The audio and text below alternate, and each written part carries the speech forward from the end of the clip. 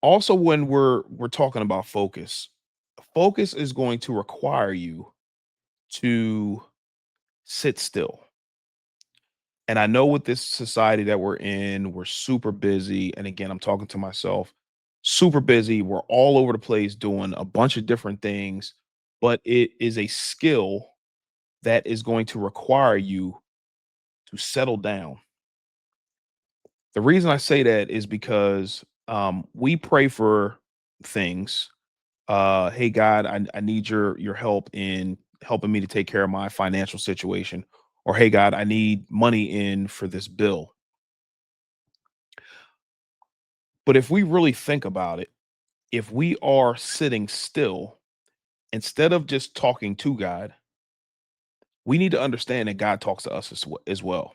Now, he may talk to you inside, or he may talk to you through other people based on what you prayed for. How do I know this? Because think about the time that you had an idea to do something, and then you got this bad feeling on the inside, and you're saying to yourself, "Hey, well, maybe I don't need to do that." But then you go against your better judgment, you do it anyway, and then you lose as a result. Whether you're losing money, you're losing time, you're losing relationships, whatever the case may be.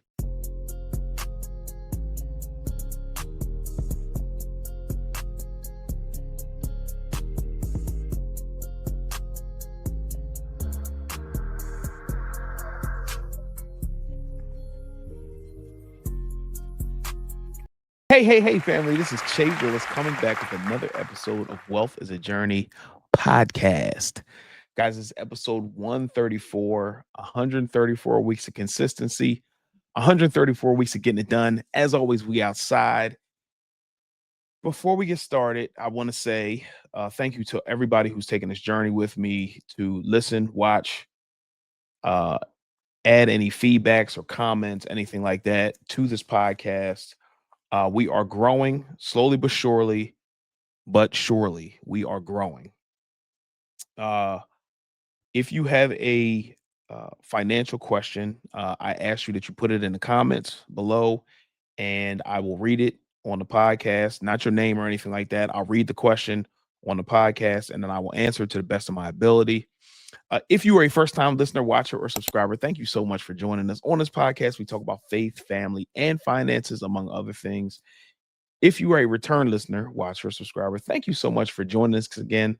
Hopefully, we're adding value to your lives on the way to the M's because, as always, we are on the way to the M's.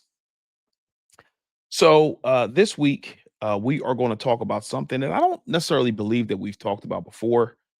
We are going to talk about focus. The reason that we're going to talk about focus is because we live in a society where we are all over the place. And I'm not just talking about you, I'm talking about me too. And I believe that in order for you to be wealthy or get out of your current financial situation, issue, whatever the case may be, I believe that you need focus. And today, that's what we're going to talk about. And we're going to break it down in the simplest form. So hopefully everybody understands why focus is important. So for you as the person that's watching this or listening to it, you may be new to understand that you have issues with your finances. And what I'm going to tell you is to slow down and take your time. The reason I say that is because when we realize that we have a problem, we just want the problem to go away and we don't care how it happens. We just want it to go away.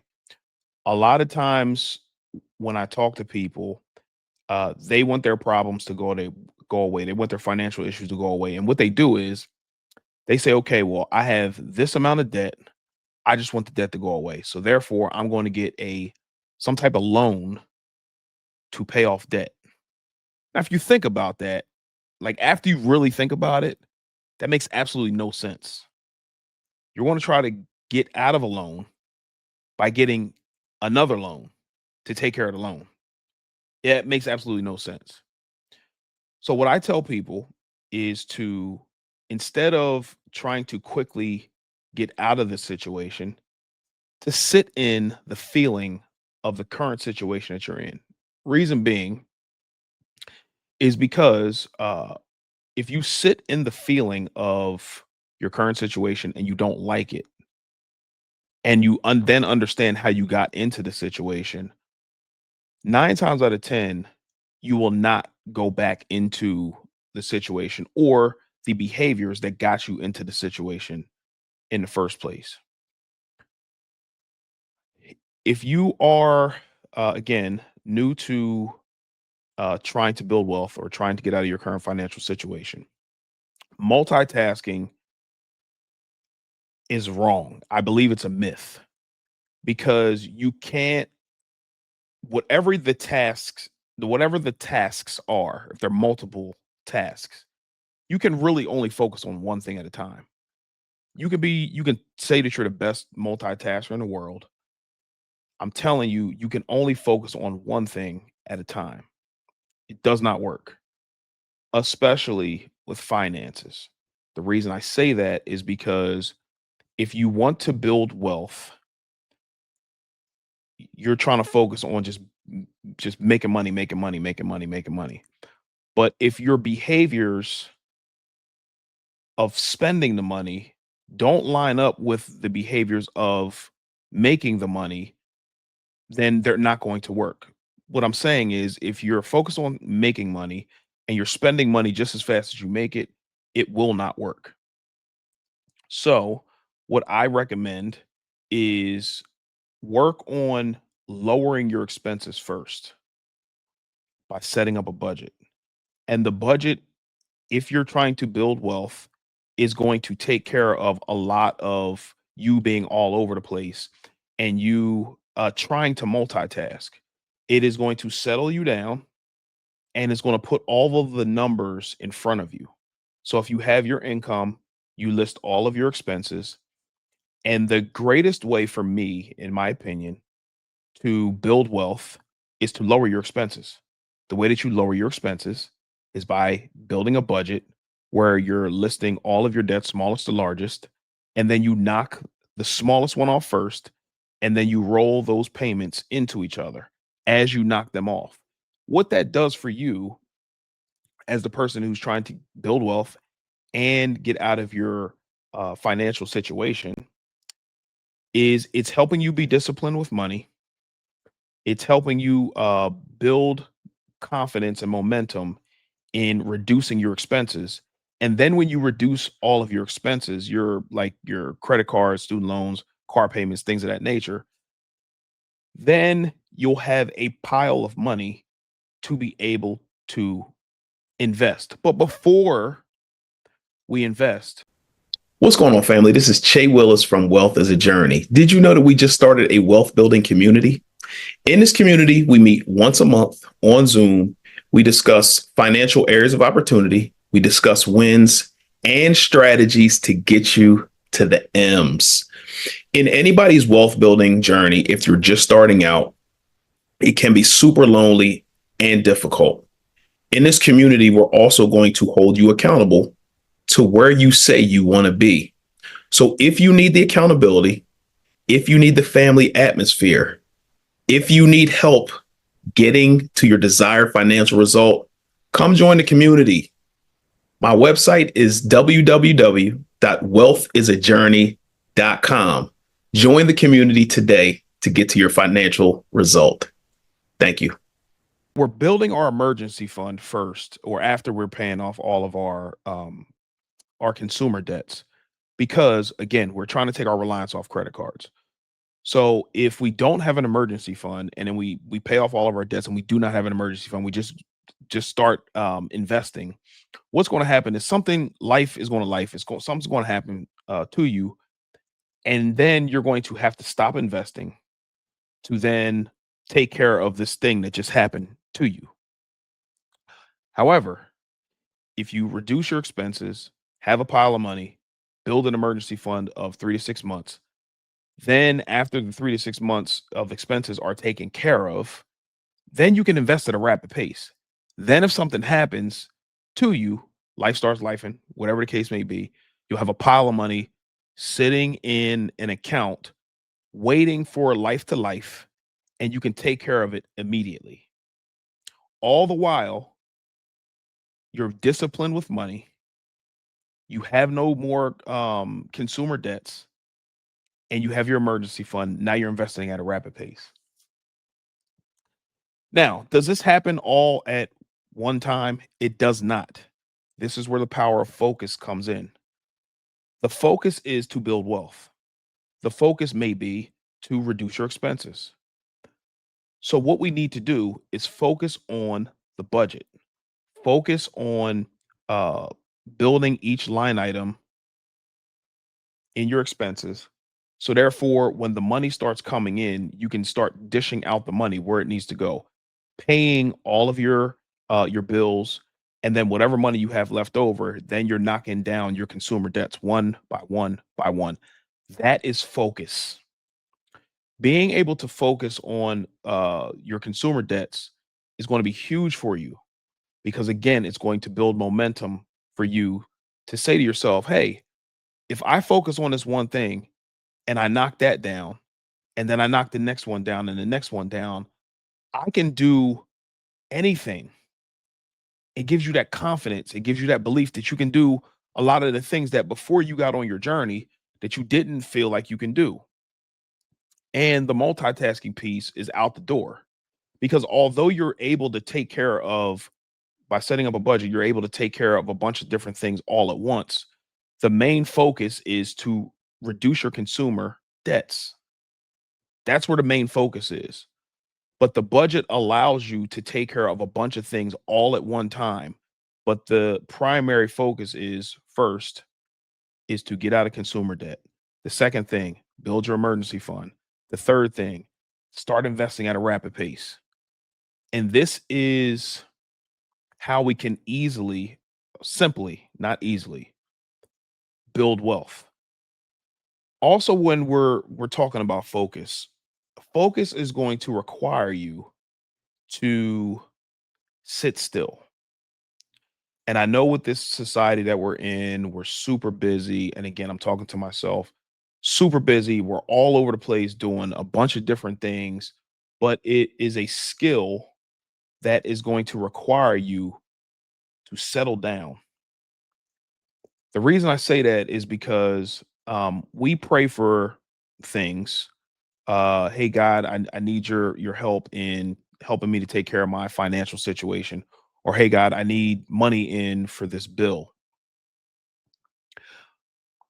But if we really think about it, if we are sitting still, instead of just talking to God, we need to understand that God talks to us as well. Now, he may talk to you inside, or he may talk to you through other people based on what you prayed for. How do I know this? Because think about the time that you had an idea to do something, and then you got this bad feeling on the inside, and you're saying to yourself, "Hey, well, maybe I don't need to do that." But then you go against your better judgment, you do it anyway, and then you lose as a result. Whether you're losing money, you're losing time, you're losing relationships, whatever the case may be. But you knew in your heart of hearts that you should have never done it in the first place.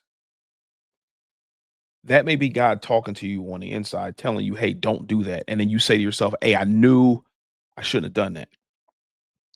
I believe that God talks to us all the time, but us being able to focus on the things that we prayed for,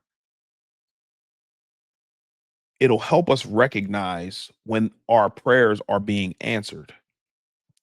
But what I'll tell you is if you're so busy running around and doing this and doing that and just trying to make things happen on your own, then you will never hear properly from what God is telling you. Or if he sends somebody to talk to you, um, you'll never hear it because you're all over the place. But what if you prayed for something to happen for you financially, and then you were sitting still enough to hear to do something, or somebody came to you and said, "Hey, maybe you might want to try this." And it may go contrary to what you may believe, but it's something that you never tried before and it resonates with you on the inside. It's like you didn't get a bad feeling about the thing that you were told to do or you heard God tell you to do, and then you do it. And that was the exact answer to your prayer. Think about that because, like, I'm trying to articulate this the right way, but like we pray for things and then we end up just trying to do everything that we can to make the thing happen and never listen for the answer. When the answer could save us time, it could save us money, it could save us relationships if we were just sitting still enough to hear the answer from the person that we prayed to about the problem.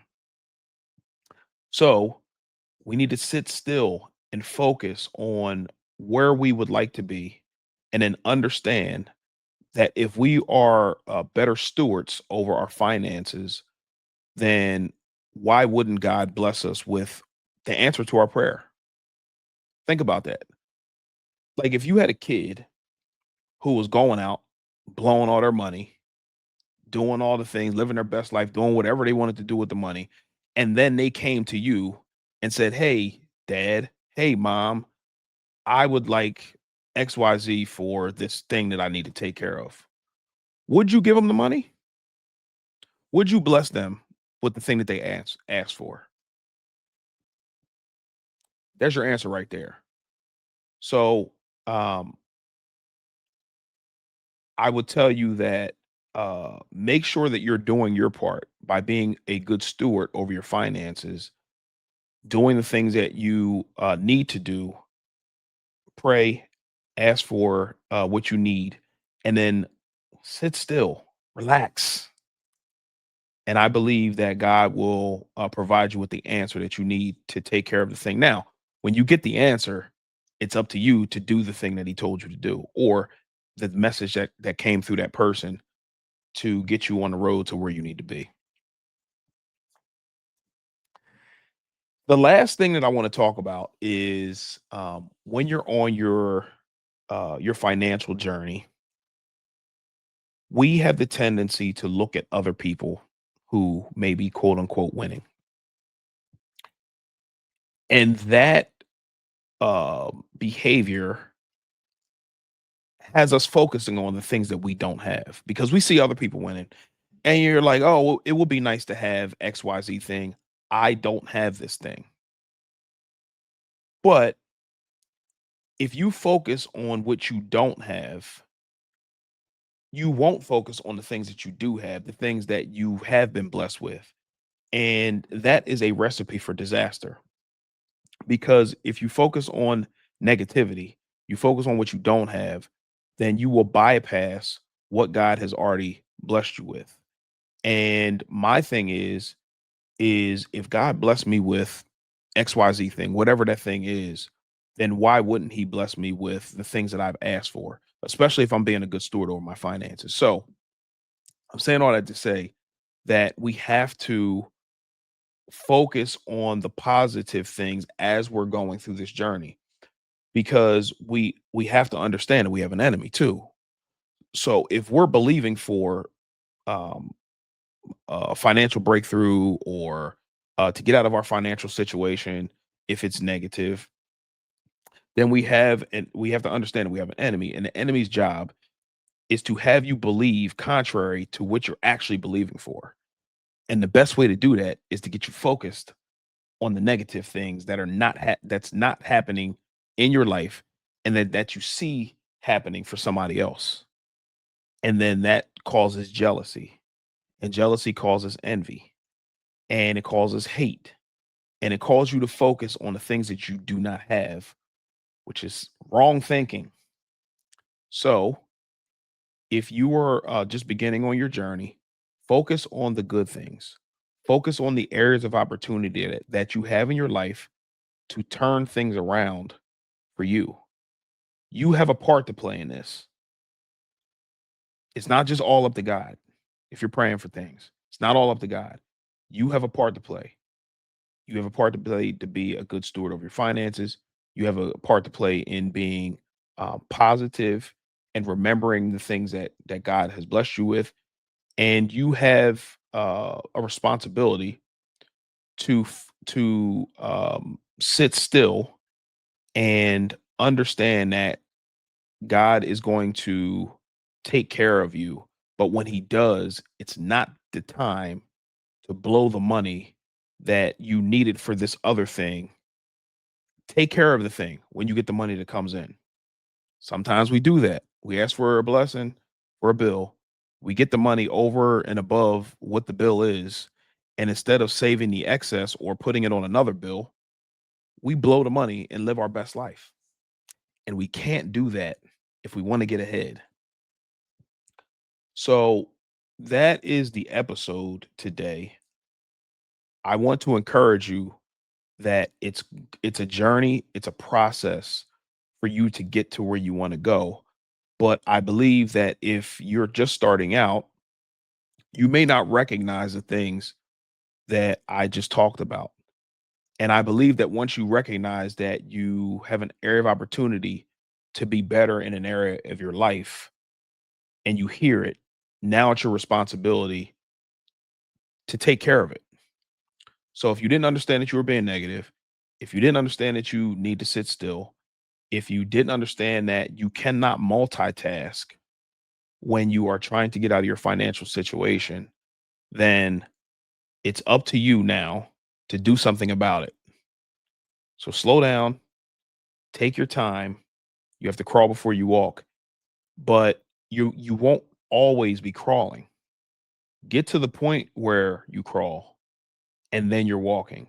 And then as you walk and understand the bigger picture and that you have areas of opportunity to do better, then you can start running. It will not always be like this. So hopefully this has helped somebody. Again, wealth is a journey. We will see you next week.